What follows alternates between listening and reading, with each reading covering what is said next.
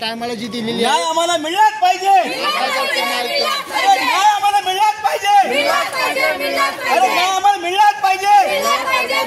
अरे कोण म्हणतं देणार नाही, अरे कोण म्हणतं देणार नाही, अरे न्याय आम्हाला मिळालाच पाहिजे।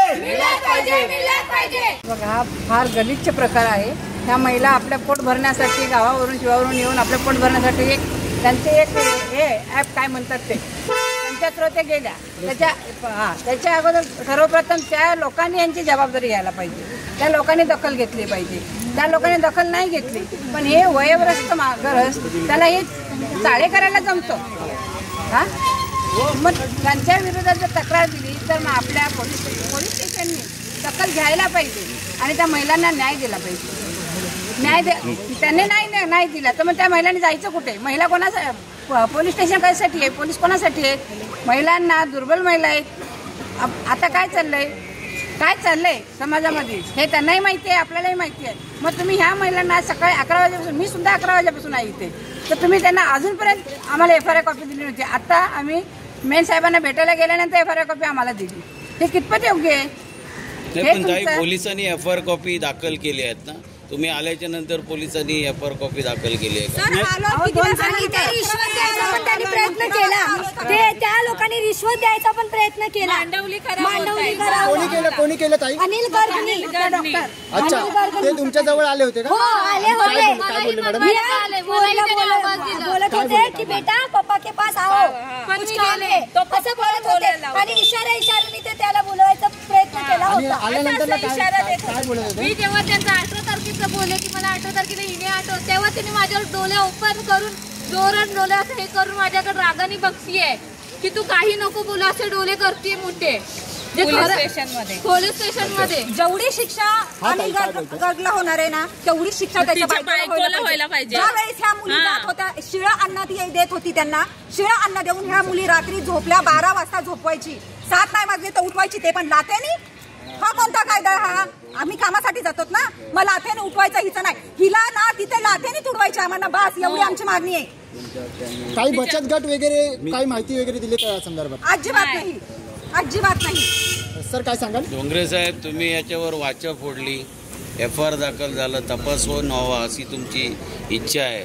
जिथं जिथं तुम्ही अन्यायावर वाचा फोडताय तिथं तपास योग्य मार्गाने होतोय। नक्कीच। आता मी काय म्हणतो, आता का हा दुसरा तपासा भाग असा पण आहे का की आता ह्या ज्या एजन्सी ज्या आहेत, ऐकलं का, पोलिसांनी ह्या एजन्सी पण चौकशी केलं। आता अनेक ज्या महिला ज्या गायब होत आहेत त्याच्या मागे एजन्सी आहेत का? आता हे काही एजन्सी ज्या आहेत त्या एजन्सीच्या आडमध्ये या महिलांचे शोषण करतायत का? हाही तपासाचा भाग आहे। मला पोलिसांना नम्र विनंती करायची आहे की ह्या ज्या यंत्रणा ज्या आहेत या महिलांच्या ज्या जॉबला लावतात यांची चौकशी व्हायला पाहिजे। आणि आता ज्या महिला ज्या गायब झाल्यात तर यांच्या एजन्सी कामाला होत्या, त्या गायब झाल्या का? हाही तपास करावा। धन्यवाद। माझे चप्पल सुद्धा घेऊन बेडरूम मध्ये घेऊन गेलेले आणि प्रत्येक रूम त्यांनी लॉक केलेला, पडदा लावलेला।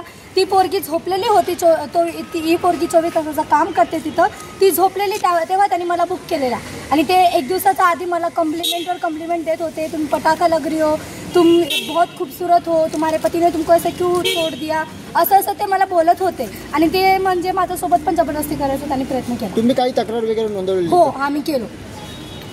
काही अजून ताई आहेत? मी साक्षीदार आहे, तेव्हा मी तिथंच होती, तेव्हा त्यांनी हिला बुक केलं आणि जेव्हा दुसऱ्या दिवशी हे प्रकरण हिच्यासोबत घडलं ना, मी खालीच होती, मग ती रडत आली व तेव्हा आम्ही सर्वांनी एकजुटे हो। काय काम करायचे ताई तुम्ही तिकडे? आम्ही अर्बन कंपनीमध्ये घरकाम करायचो, हेल्पचं ते काम करायचं। नमस्कार, मी निरीमा बोलते।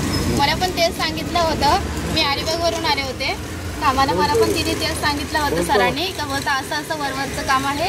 आणि मी तिथे गेल्यानंतर आहे ना, रात दिवस नुसती मालिश करायला लागत होती आणि नंतर त्यांच्यासोबत आहे ना बेंगलोरला घेऊन गेले आणि बेंगलोरला घेऊन गेल्यानंतर आहे ना त्यांची बायको गार्डनमध्ये गेले होते आणि ते आहे ना डायरेक्ट माझ्या अंगावर येऊन चढले। मी त्यांच्या बायकोला सांगायचा प्रयत्न केला तर ती मला म्हणते काय तू बोलते त्याच्या अंगावर चढले असेल, म्हणून मी कायच बोलले नाही, मी घाबरून रडायलाच लागले। तर तिने मला रात्रीचं 2 वाजता आहे ना सर बाहेर काढलं आणि माझ्या अंगावर लाथ मारली आणि मला बोलायला लागली तुला जेवायला पण देणार नाही, मला 2 दिवस जेवायला पण दिलं नाही तिने। याच्या प्रकरणामध्ये काही तुम्ही तक्रार वगैरे नोंदवली होती का ताई? कोणत्या पोलीस स्थानकामध्ये? नाही, तेव्हा मी कुठे नोंदवली नव्हती, पण आज मी सर नोंदवले पोलीस स्टेशनमध्ये ठाण्याला। ताई, तुम्ही त्या एजन्सीमध्ये जे काम करतायत त्या एजन्सीवाल्यांना काही तुम्ही ह्याच्याबद्दल जे काय ते माहिती वगैरे दिली होती का? हो, एजन्सीला मी आदल्या दिवशी मी फोन केला एजन्सीला बोलले की असं असं, एजन्सी मला बोलली निघ. त्याच रात्री माझ्यासोबत हे झालं, त्याच्यावर मी स्वतःहून निघाले. त्या एजन्सीने काही कारवाई वगैरे केली का? त्या म्हणजे आता जर ती एजन्सी आहे, ती एजन्सीने काही त्यांना जी आहे ती काही हे केलं का? तक्रार त्यांच्या विरोधात काही तक्रार? नाही. दुसऱ्या दिवशी एजन्सीला मी रेकॉर्ड पाठवता, एजन्सीने मला फोन केला आणि मला बोलते बघ तुला आम्ही काढायला सांगितलं, आम्ही तुला काढलं, तुझा पेमेंट होता, आम्ही तुझा पेमेंट दिला. त्याच्यानंतर तुझा आणि आमचं कॉन्टॅक्ट संपलं, जे बोलायचं होतं ते त्यानं मी बोलून झाले. आता तुला कंप्लेंट करायची, तू बिंदास कंप्लेंट कर. आणि कंप्लेंट करून मी एजन्सीला दुपारी 2-2:30च्या आसपास एजन्सीला मी फोन केला 3-3:30च्या. एजन्सीने माझा फोनही रिसिव्ह नाही केला आणि अजूनपर्यंत एजन्सीचा मला फोन नाही आलाय. जेव्हा मी कंप्लेंट केली त्याच्यानंतर मला सरांनी सांगितलं की एजन्सीला कॉल कर. एजन्सीला मी फोन केला, एजन्सी मला आलीच नाहीये. अजूनपर्यंत एजन्सीने मला फोन केला नाही. काही तुम्हाला असं वाटतंय का पत्नी सहकार्य करते डॉक्टर? हो सर, त्यांना पण शिक्षा दिला पाहिजे, कारण की ती पण एक स्त्री आहे.